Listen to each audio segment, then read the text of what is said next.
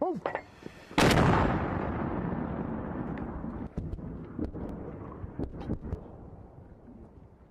April 20th, a report from Bloomberg News indicates the Netherlands is transferring some of its German-built Panzer Howitzers 2000 long-range armored howitzers to Ukraine.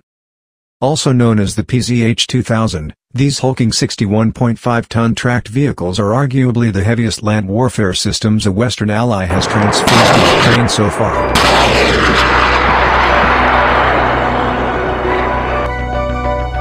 Germany itself has so far refrained from giving heavy weapons to Ukraine as German Chancellor Scholze claims it risks depleting the reserves of the Bundeswehr or excessively provoking Russia. But Berlin will support the Dutch transfer to Ukraine by training Ukrainian soldiers on German or Polish soil to operate the big vehicles, as well as supply the 155mm shells they use.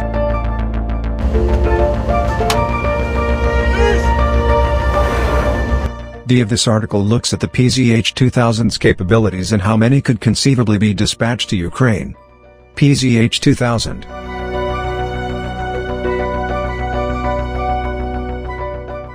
.155mm caliber heavy artillery systems are quite common across the globe, but they're hardly all created equal even if the shells fired are of similar diameter. With the Panzer Howitzer 2000, which began development in 1987, German firms Rheinmetall and KMW set out to make the gold-plated Porsche of armored self-propelled howitzers to replace the Bundeswehr's US-built M109 Paladins.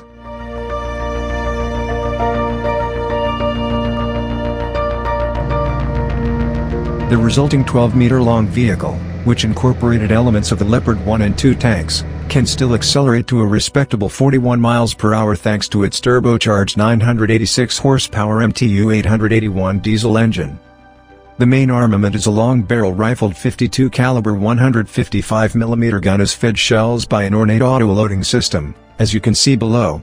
The human loader need only insert appropriate strength charges prior to firing, though the gun can also be fully manually loaded should the auto-loader malfunction. A total of 60 shells can be stored, typically including smoke and illumination rounds as well as high explosives.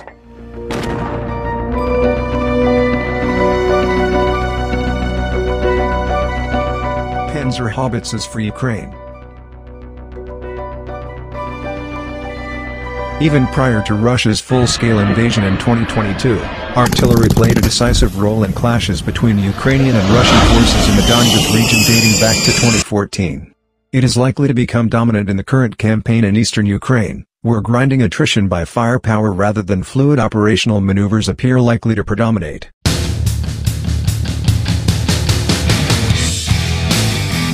Kyiv is thus eager to snap up whatever artillery it can get, particularly as it doesn't have many self-propelled long-range artillery systems.